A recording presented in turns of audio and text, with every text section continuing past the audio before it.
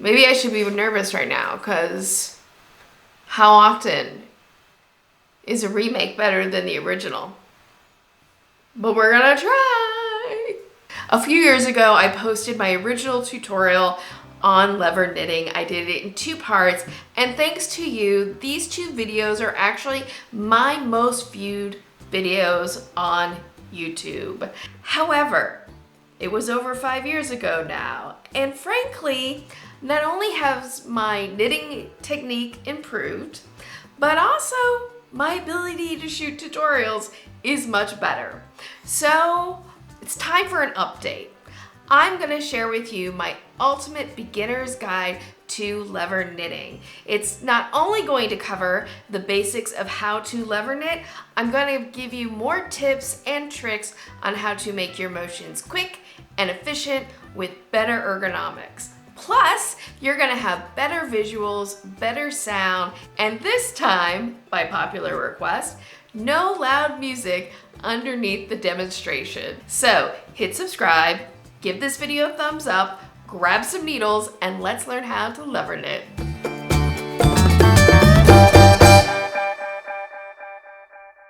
Hello Fiber fam, welcome back to my channel. If you are new here, I am Carrie Craft Geek, and this is where I share my love and joy of making pretty things with pretty string and hopefully inspire other people to keep going in the fiber arts. Because the world needs more fiber artists, no matter what some people might say. If you know, you know. Today we think of knitting as a casual pastime, something that we do to relax. In fact, at times knitting has been called the new yoga. It's been called the new yoga, I think, for over 20 years now. But it wasn't all that long ago that knitting was done for survival. Back in the day, before machine knitting even existed, hand knitters were production knitters. They were knitting for a livelihood and would be paid by the piece. They had to knit sweaters, gloves, stockings as quickly as they could and for as long as their body could hold out. One area of the world that this really is exemplified is in the Shetland Islands of Scotland. It has been documented that Shetland knitters can knit hundreds of stitches per minute.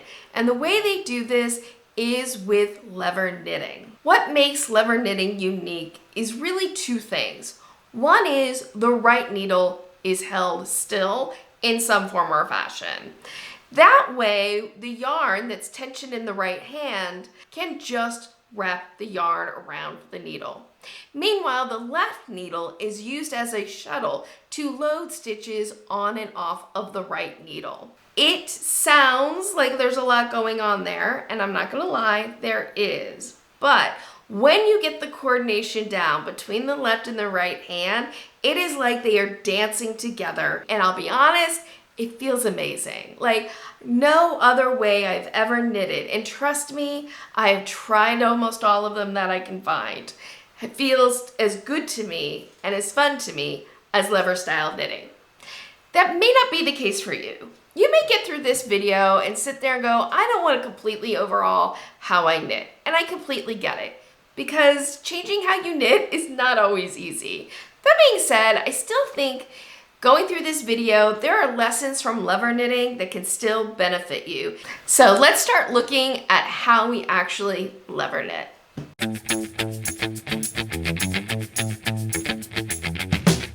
Way back in the day, when there was a lot more production knitting, it was typical for the right needle to be held still in what was called a knitting belt or sheath. The knitting belt or sheath acts as a third hand holding the needle so that your right hand can just tension the yarn and focus on wrapping the stitches. Now, I do in fact have a knitting belt of my own. My knitting belt is a modern version of the traditional belt from the Shetland Islands called a Macon or a Mackin. I hope I'm pronouncing that correctly. But this style of knitting belt is a leather pouch that was traditionally stuffed with horsehairs. Mine is stuffed with a nylon netting, and then it has these various holes in it so that you can take a very long metal DPN and stick it in one of these holes. And then the belt is worn at the waist. Now, you don't have to use a super long DPN like this one every time you use your knitting belt. In fact, these socks I knitted with my knitting belt using an 8-inch DPN. I think my favorite thing about this was like, I would work from home typically and I would be on a phone call and I would have my knitting belt right here and I would just be knitting while talking on the phone. And if I need to go on the computer to type something, I just let go of my knitting, I'd start typing, and my project on the needles would just stay nice and secure right in my pouch. It was phenomenal. If you're interested in getting your own knitting belt or one of these really long DPNs, I will leave a link to the small business where I got these down in the description box. Another way that you can do lever knitting is by taking a very long, like 14-inch straight needle like this and sticking it under your armpit. This is called underarm knitting. And the underarm is serving the same function as a knitting belt. Your right hand really doesn't have to do much in terms of holding this needle. Sometimes for comfort, I'll kind of have my right needle kind of like resting a little bit on top of the needle like this, just as comfort, but it's not grasping the needle in any way. As for me, I admit I'm a rather modern girly when it comes to knitting, and my favorite type of knitting needle is a circular needle. I love my circular needles. The thing with circular needles and lever knitting is you can't use these with a knitting belt or sticking them under an armpit. But that's okay. We can still take the old ways of knitting and apply it to more modern needles. And that is where I'm going to focus this video, is how to lever knit with circular needles, because I think so many knitters use this type of needle today. Don't worry though, if you love using DPNs or using straights, how lever knitting works is still the same. In terms of tensioning yarn, using your left needle, you're still going to be able to see how it will work with different types of needles.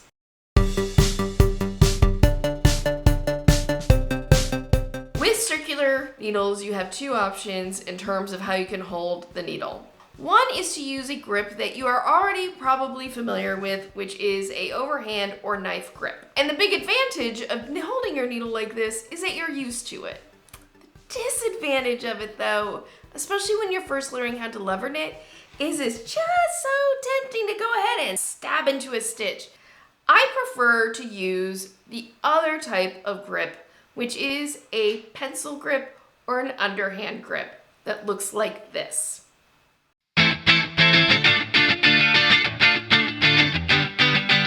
So with the pencil grip, the needle is balanced in the crook of your hand between the thumb and the forefinger. And really it is the crook that is supporting your right needle. Your thumb and your forefinger lightly touch either side of the needle, acting as guardrails. And I want to again emphasize lightly. When we're first learning how to do something new with our body, it's very typical to just want to clinch on, especially with, holding a needle like this. You're probably going to be nervous that it's going to fall out like that. But if you could come up and feel my fingers right now, you would feel there's just so little tension in my hand as I hold this needle. So that's the first thing to practice, is to kind of like put your hand out like this, put the needle in it, and then just lightly hold the needle with your thumb and your forefinger. There are two other crucial points for this pencil grip when it comes to ergonomics. One is you want to make sure that your wrist stays in a neutral position like this. I will fully admit that, especially when I first learned how to lever knit, I had a tendency to kind of like hold my needle like this with my wrist bent up. That is no good. Do not do that. Get used to holding your wrist in a neutral position. The second crucial point is to make sure that you are keeping your right hand as close to the tip of the right needle as possible. By keeping your right hand forward towards the right tip, that means when it's time to throw the yarn, you will have a shorter distance for the yarn to travel. If you hold the needle farther back like this, which sometimes there's a tendency to do, your yarn is going to have to travel further to get around the tip of the needle, and that will create more strain. How do I know? Because that's what I used to do. Learn from my mistakes. Keep your wrist in a neutral position and as close to the tip of the needle as you can. So now that we know how to hold the right needle, let's talk about tensioning the yarn.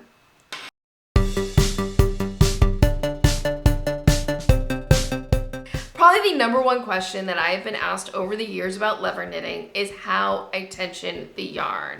And I love this question. I love this question because if you take nothing else away from this video, I hope that you take away this. As an English knitter, your knitting will become so much more fluid and efficient if you stop holding the yarn in your hand like this and you start in some way tensioning the yarn through your fingers. So let me show you exactly how I tension my yarn for lever knitting, and hopefully this will be the definitive demonstration of how I do this. I put the yarn on the floor off to my right, and so my working yarn is here. I take my middle finger, I bring it underneath the yarn, thusly. I then take my middle finger and I wrap it around the yarn counterclockwise one time. So it looks like this. I then turn my hand over While keeping my forefinger out of the way. I bring my ring finger over the top of the yarn, and then I flop my hand over, and I look like this. That is how I tension the yarn. I will show it to you again. I bring my middle finger underneath the working yarn. I move my middle finger like counterclockwise around the yarn. So it's wrapped around my middle finger one time like this. I then turn my hand towards the left so that I can bring the ring finger over the top of the yarn. And then I turn my hand over. So this is typically how I tension my yarn when I'm using my pencil grip or a knitting belt. There's some variations on how to do this that I will show later in the video. All right, so now that we know how we tension yarn, let's look at how we actually do the knit stitch.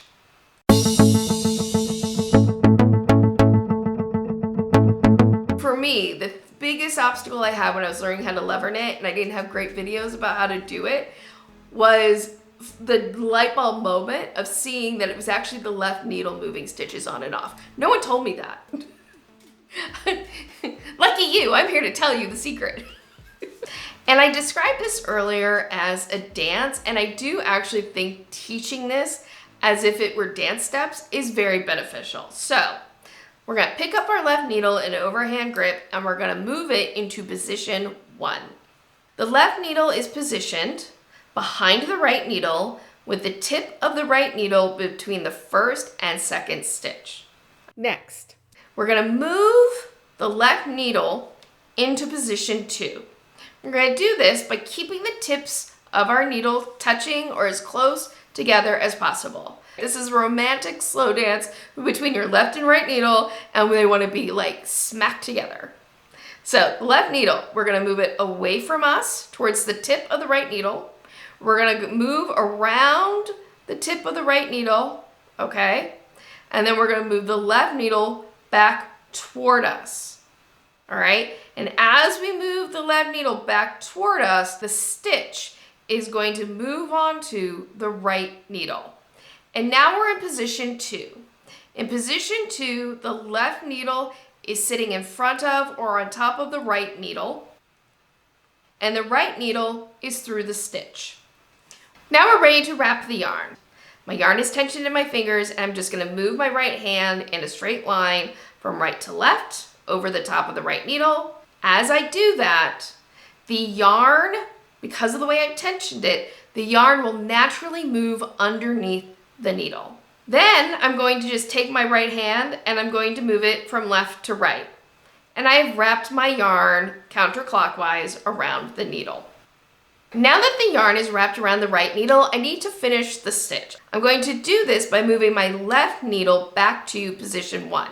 So I'm going to take my left needle and I'm going to move it away from me, around the tip of the needle, back towards me. All right, now I'm back in position 1. And final step, I remove the left needle out of the stitch, and it's just a downward motion. And I've completed my stitch. That's it. That's the dance. I'm going to show you that again, don't worry. Bring my left needle into position 1. Move into position 2. Wrap the yarn counterclockwise around the right needle. And then return to position 1. Pull my left needle down so it releases the old stitch. When you get this down, when you get all these steps down, this is what it starts to look like.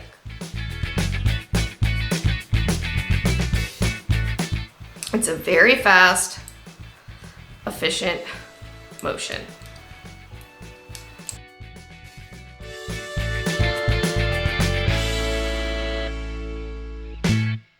Some lever knitters who've watched my videos have recommended to me, we're gonna put it nicely, that I should be using my forefinger to wrap the yarn. Personally, for myself and the pencil grip, I don't like doing that. That is not my preferred method. When I will use my forefinger for wrapping stitches is when I use an overhand grip. To use my forefinger, I tension the yarn with one small difference. I start off the same way. I bring my middle finger underneath the yarn. I wrap the yarn counterclockwise around the middle finger. I turn my hand towards the left. I bring my ring finger over the top of the yarn. I turn my hand over. And as I turn my hand over, the yarn comes underneath. All right, the yarn comes underneath my ring finger and my middle finger. And then I take my forefinger and I bring it underneath the yarn. So it looks like this.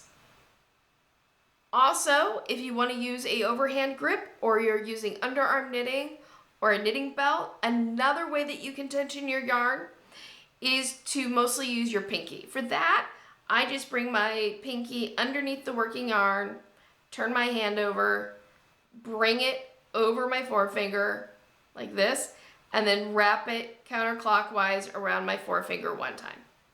So that is another grip that you can use. Still, I prefer tensioning my yarn with my middle and ring fingers and bringing it over my forefinger. And other than this different tensioning, the knit stitch is the same. Bring the needle into position 1, move into position 2. Now notice my yarn is over the top of the needle, and I just bring my hand down a little bit, move my hand from right to left, then I bring my hand up a little bit, and then I bring my hand over the needle like that. All right? So it looks more like this. So when I use an overhand grip, I do use my forefinger to knit. Like I said, you can use your forefinger in the pencil grip as well. It's just not my preference. And this is one of those things that you can play around with as you figure out how to make lever knitting work for you. We've now learned how to do the knit stitch. What do you think so far? What questions do you have about lever knitting? Let me know down in the comments below. I'd be happy to help you out with figuring out how this method of knitting can work for you.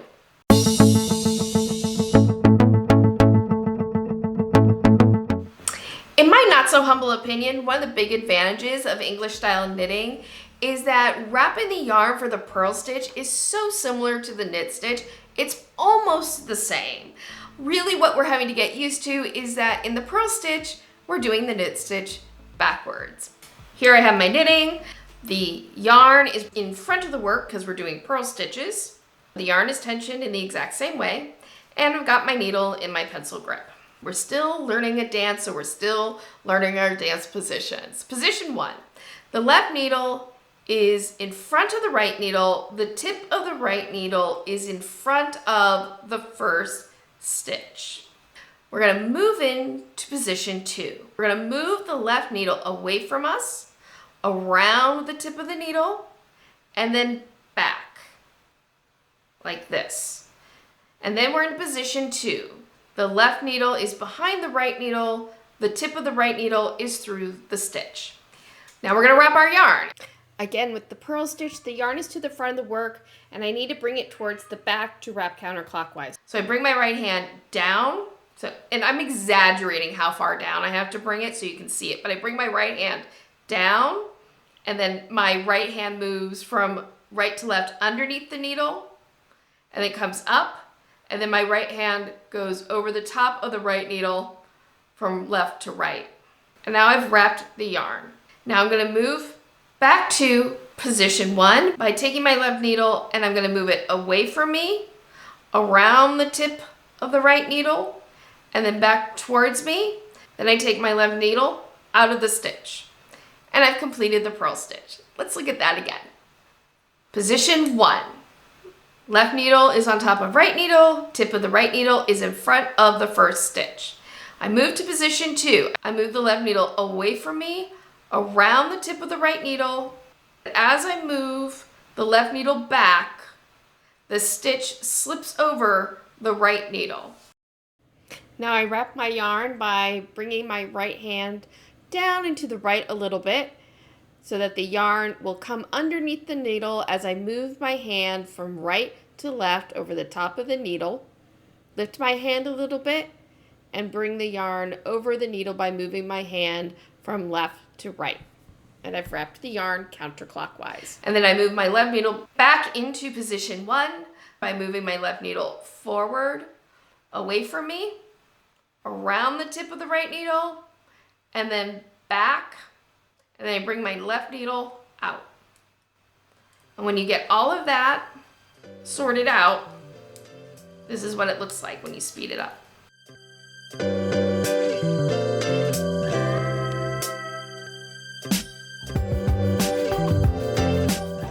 So that is how I do the purl stitch.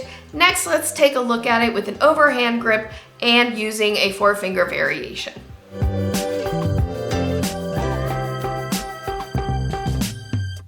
I have a confession to make.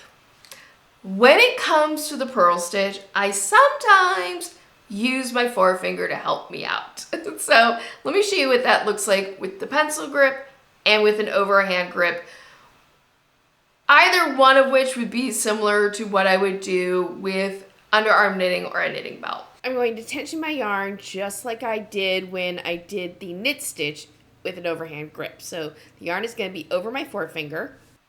And then I can kind of use my 4-finger to help push the yarn around the right needle. But I tend to do that with my pencil grip when maybe I'm a little bit tired or what have you. Generally, I'm still, when I'm in the pencil grip, just using my middle finger and my ring finger to tension the yarn. The overhand grip though, I do use my 4-finger to help wrap the yarn. So this is what it looks like, okay? I'm tensioning the yarn around my middle finger, ring finger, and 4-finger, and my needles move the same way. The right needle is still stationary while I use my left needle to shuttle stitches on and off. So whether you use a pencil grip, a knife grip, or some kind of knitting belt, underarm knitting, how you work lever knitting is basically the same. All right, we have learned the 2 basic stitches of knitting with lever knitting, the knit and the purl. And we're not quite done yet. This is the ultimate guide, like I said, and so I want to make sure that I share with you some of the important tips and refinements that you can do to your lever knitting style to be more efficient and proficient. Because remember, like I always say, speed is a byproduct of efficiency and proficiency, okay?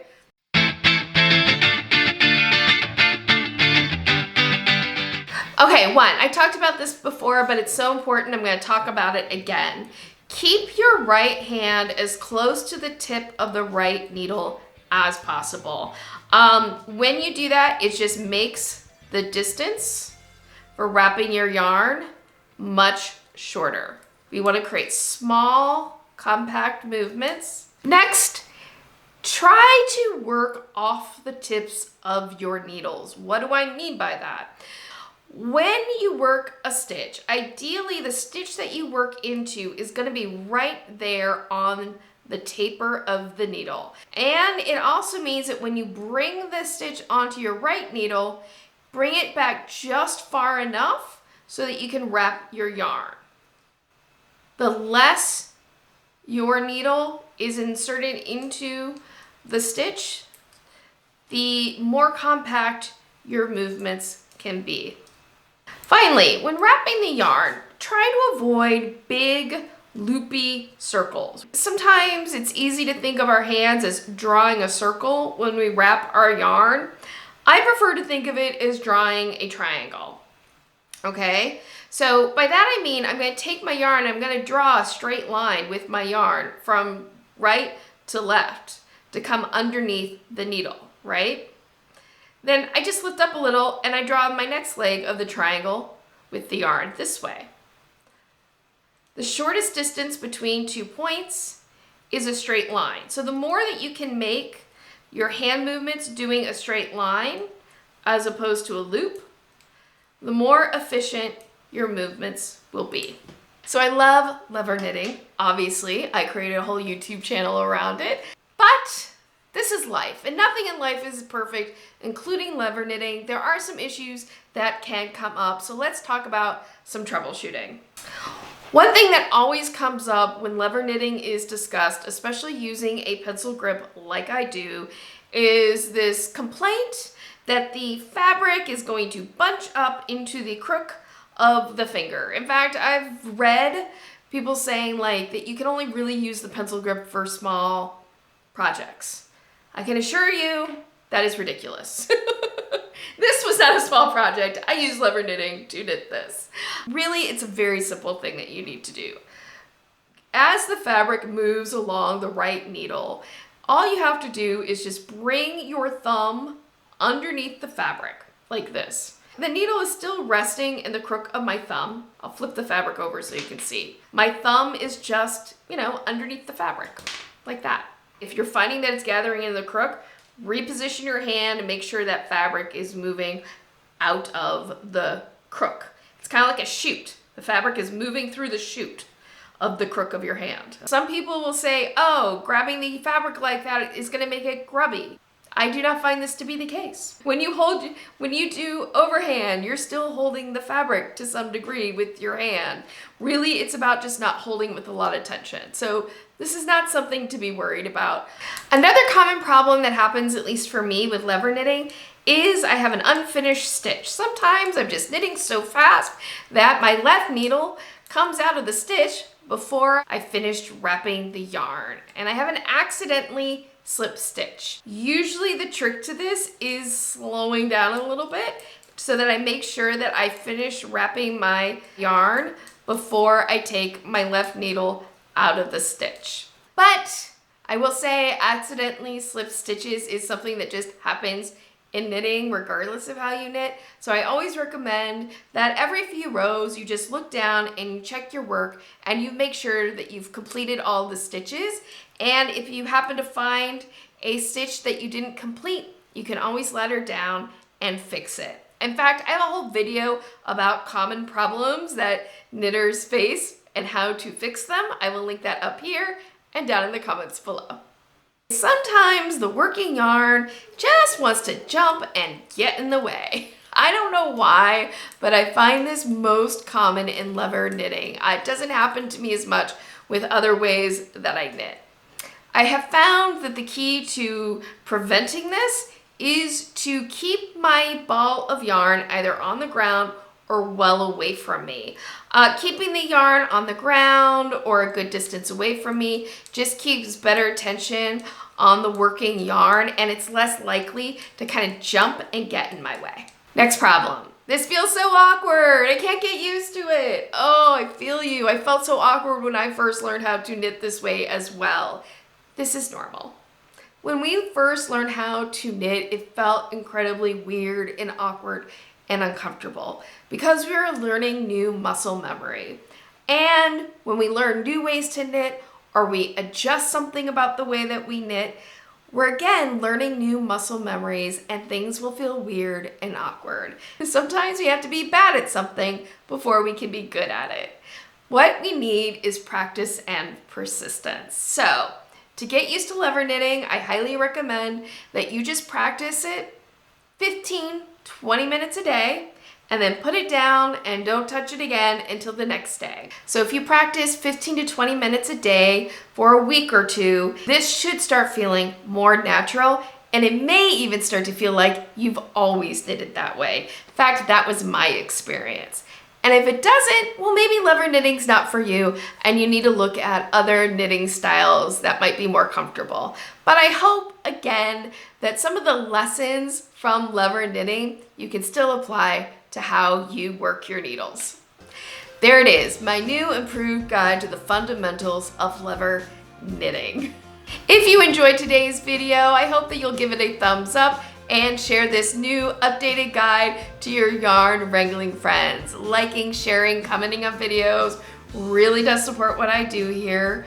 Also, my knitting belt, various patterns that you might be seeing throughout the video, all of that is linked down in the description box. Some of them might have some clearly marked affiliate links, so if you click on one of those to do some shopping, I earn a small commission, and this helps support my channel. Any commissions, tips through a YouTube Super Thanks or buy me a coffee, all of that gets reinvested into my channel so that I can keep delivering great content to you. At least I hope it's great. If you can't take that extra level of support, I completely understand. Of course, the best free way to support my channel is to hit subscribe and the notification bell.